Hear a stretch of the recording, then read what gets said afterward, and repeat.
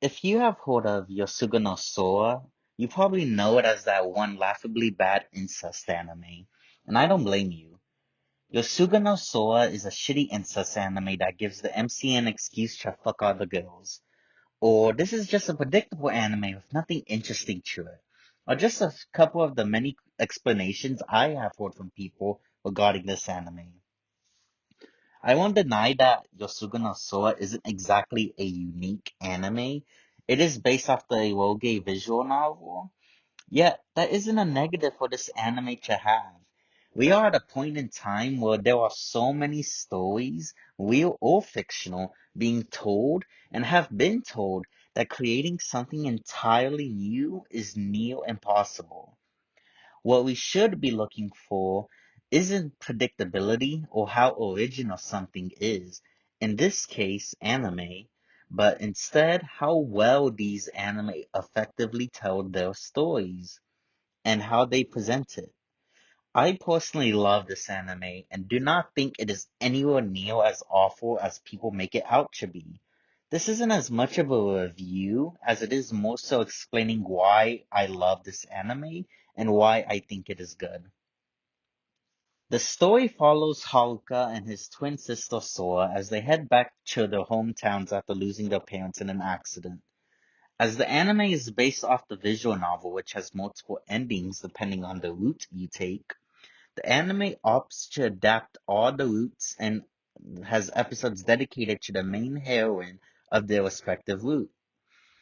Unlike other shows that do the same, adapting multiple arcs from one story, that reset the timeline or instead go into a different one, Yosuga no Sora takes a more what if approach in that when a new arc begins, we go back to a moment where in the visual novel, you choose which route to take. There are four arcs in the anime with shared episodes and their own. The Kazuha Migiwa arc are episodes 1 through 4. The Amatsume Akira arc is episodes 1, 2, and 5 through 6. The Yui Hime Now arc is 1 and 7 through 9, with the Soul arc being 1, 7, and 10 through 12. With the anime taking this approach, I will only be covering the Sora arc of the anime. Not only is this arc my favorite and I love Sora, but many people point to this arc as the major flaw in the show. Episode 1 is the beginning. Every route or arc begins with this episode, as we get introduced to every character and catch glimpses of their personalities. We don't spend much time on everyone, but we do get enough to get a basic understanding of them. What makes a romance or slice of life anime are the characters. Without them, the story just wouldn't work, as they are the focal point of the story or the anime, the characters. An anime can have the best animation, the best OST, and do everything to godlike performance. But if the characters are bad, then all of that greatness is just wasted. Unlike most others that I see, I feel the characters in Yosuga no Sora are good because they feel like real people. That is not to downplay other romance or slice of life anime and their characters, but this is due in part to the story being told and the circumstances around the characters. For instance, in a recently new anime called Girlfriend to Girlfriend, you have the MC openly true timing his girlfriend to the point where the three of them live together. The characters are great and I love them all. And it's not as if they don't feel like real people or have emotions, because they certainly do. But the circumstances around these characters changes how you view them.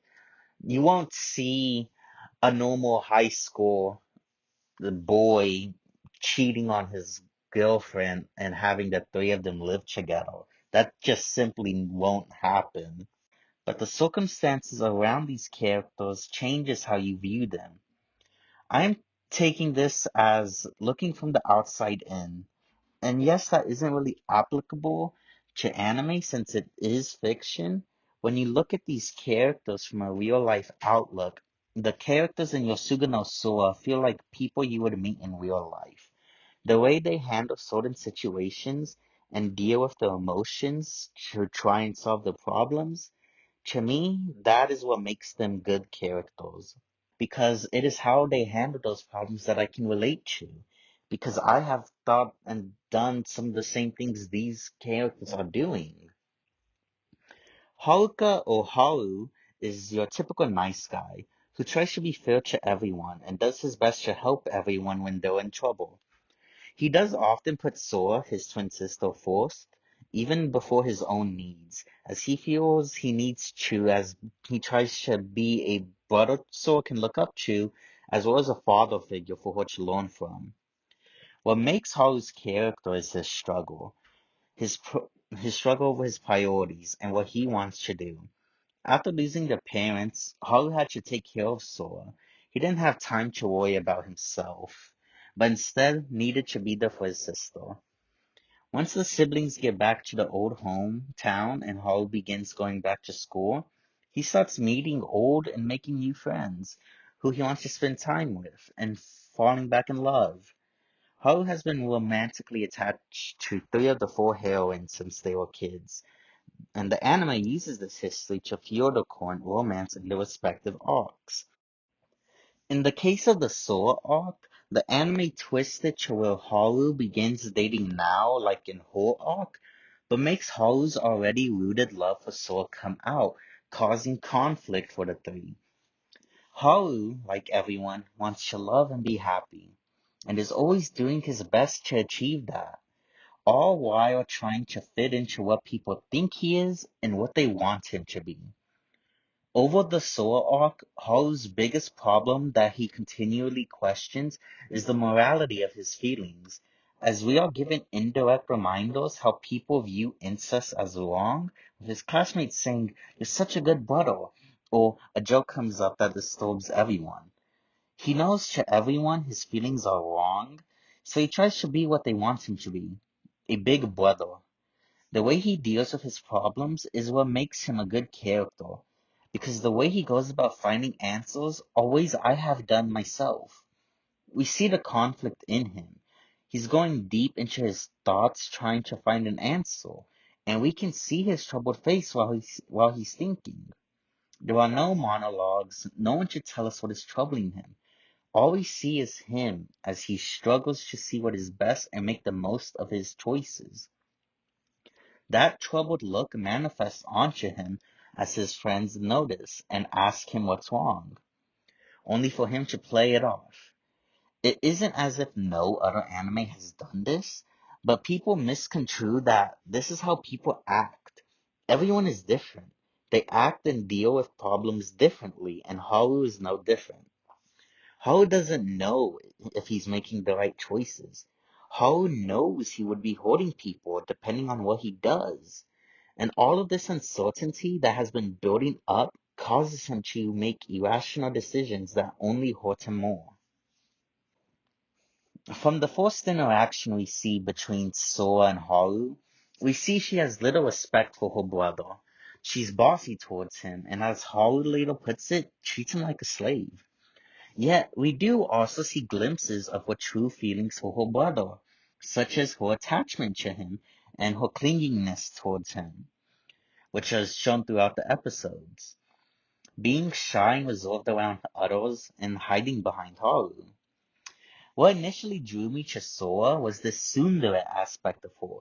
Normally in anime, we see tsunderes lash out, actually hit the MC, and belittle certain aspects of him.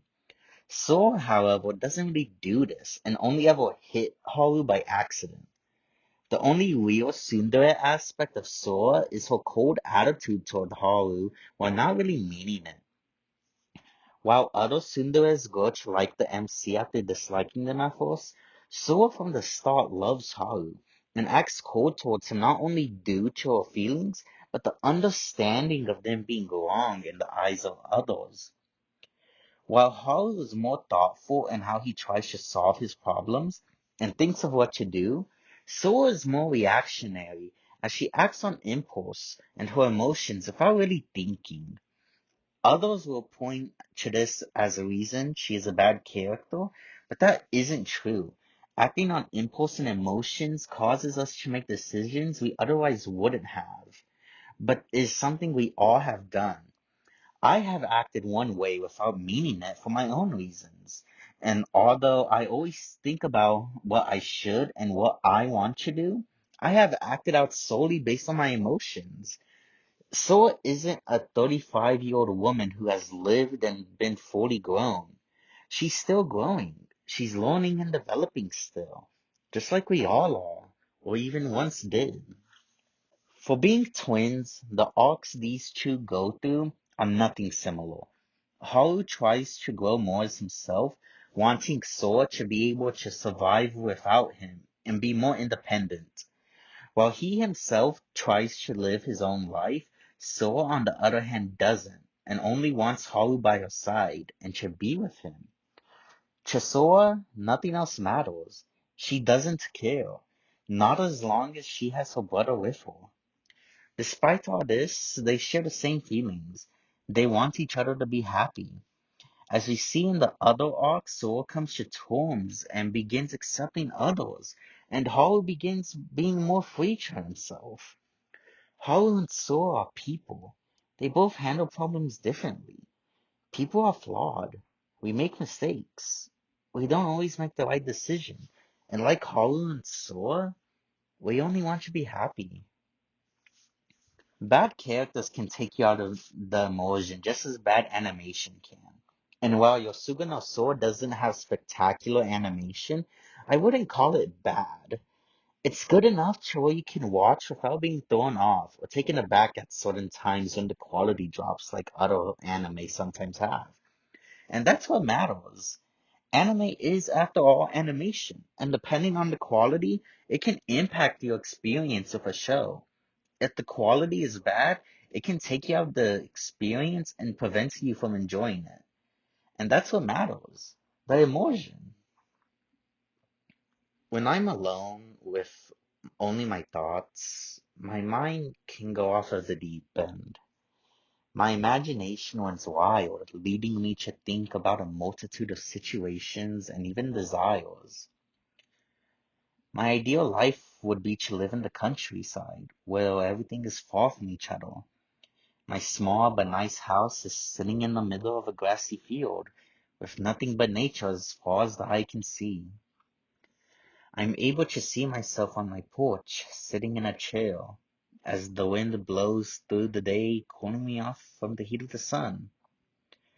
A peaceful life, where I'm happy. The soundtrack in Yosuga no Sora is just that, my dream.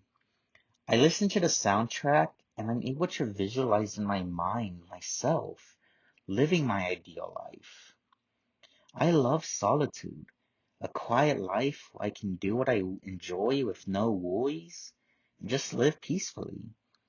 To me, that is the best life.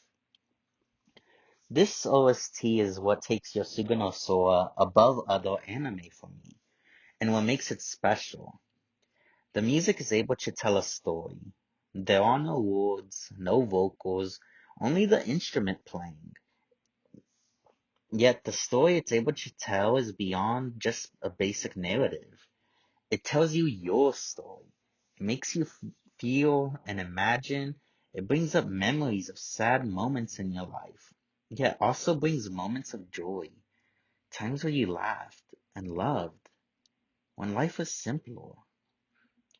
Without this, I do not think I would love Yosuga no Sora as much as I do. The emotional weight and impact of the music carries Yosuga no Sora into a realm little can reach.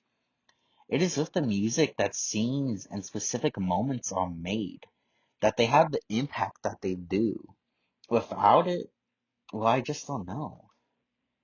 What I do know is that it's beautiful, and it brings me so many mixed emotions.